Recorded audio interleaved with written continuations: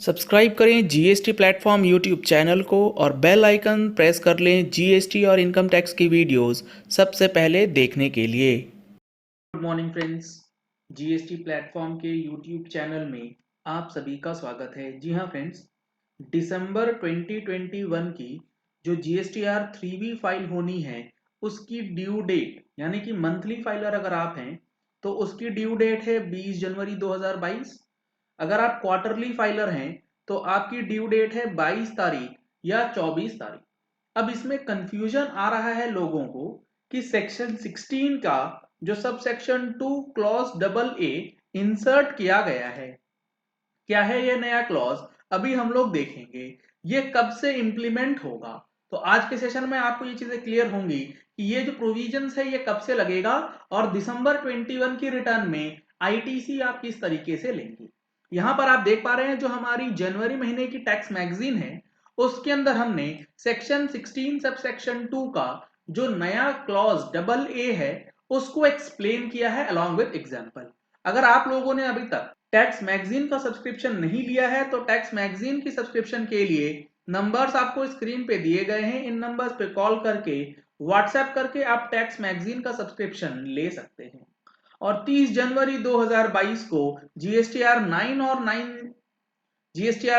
9C का online training session organise किया गया है। अगर आप इस सेशन में जुड़ना चाहते हैं, इसका हिस्सा बनना चाहते हैं तो दिए गए नंबर्स पे कॉल करके व्हाट्सएप करके आप इसकी भी डिटेल्स ले सकते हैं। अब देखिए ये जो प्रोविजन है पहले ये कहता क्या है और फिर कब से ये इफेक्टिव है इस पे देखेंगे।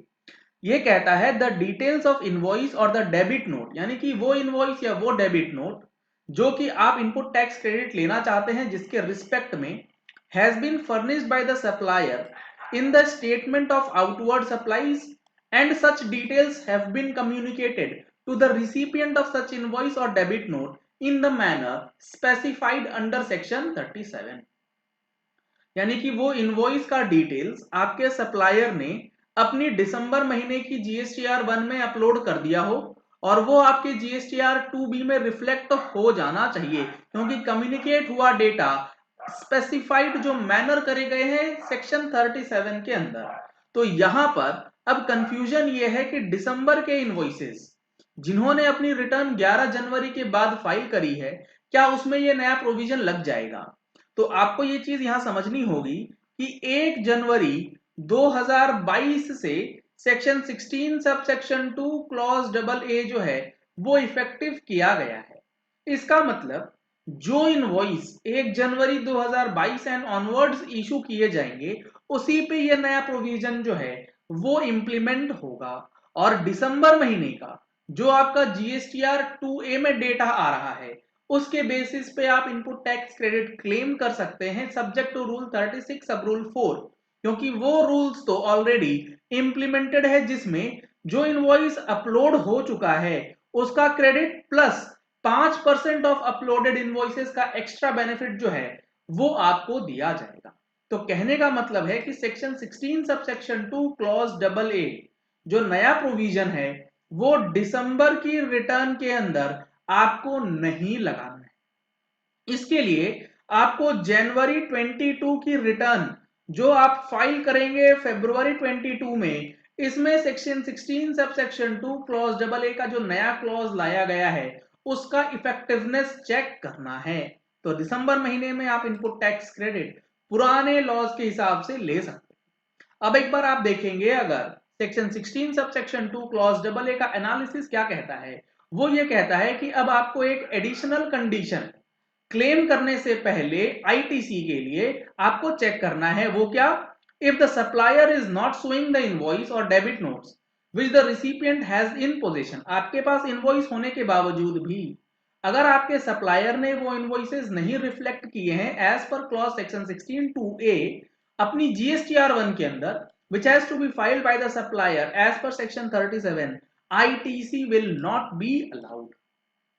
वो इनवॉइस या वो डेबिट नोट जो आपके पास फिजिकली अवेलेबल हैं वो आपके सप्लायर ने अगर अपलोड नहीं किए जीएसटीआर 1 में फाइल नहीं किया तो आपको आईटीसी नहीं मिलेगा।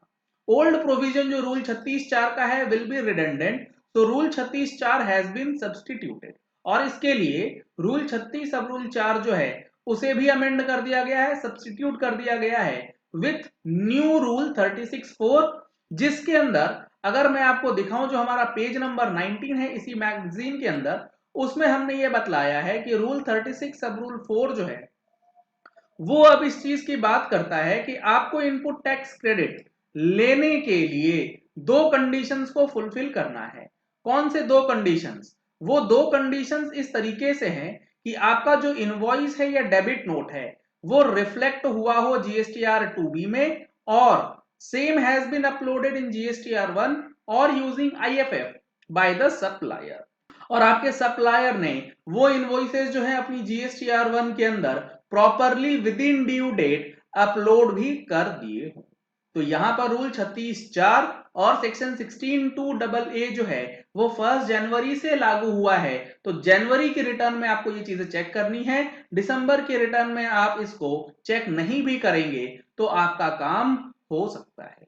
अब यहां पर जो हमने एग्जाम्पल दिया था, एग्जाम्पल के अंदर हमने चीजों को यहां पर एक्सप्लेन किया था कि अगर आपने कोई भी इनवॉइसेस या उसका जो डेबिट नोट है उसके लिए कंडीशंस जो स्पेसिफाइड है सेक्शन 16 के अंदर, तो उसमें क्लॉज AA को भी फुलफिल करना है। बिफोर अमेंडमेंट द इनवॉइसेस और debit notes if not uploaded by the supplier and not communicated to the recipient as per section 37 the ITC may be taken, क्योंकि पहले ऐसा कोई कंडीशन नहीं था कि अपलोड भी होना चाहिए और रिफ्लेक्ट भी होना चाहिए। After amendment this clause will restrict the ITC for invoices or debit notes which have not been uploaded by the supplier and which has not been communicated to the recipient। तो ये amendment हो चुका है, लेकिन जनवरी 22 की return से ये चीजें जो है वो लागू होंगी।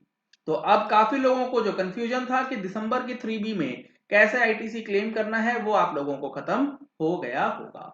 चलिए इस वीडियो को यही एंड करते हैं। आशा करते हैं कि आपको ये चीजें क्लियर हो गई होंगी कि अब जो आपको दिसंबर महीने में इनपुट टैक्स क्रेडिट क्लेम करना है वो एज पर ओल्ड प्रोविजन लेना है या as per new provision claim करना है। अगर आपने हमारे चैनल पे फर्स्ट टाइम ट्यून इन किया है तो चैनल को सब्सक्राइब करने के लिए नीचे दिया गया रेड कलर का सब्सक्राइब बटन प्रेस कर लीजिए, साथ में जो बेल आइकन है प्रेस कर लीजिएगा ताकि वीडियोस की नोटिफिकेशंस आप तक रेगुलरली पहुंचती रहें। Thank you and have a nice day.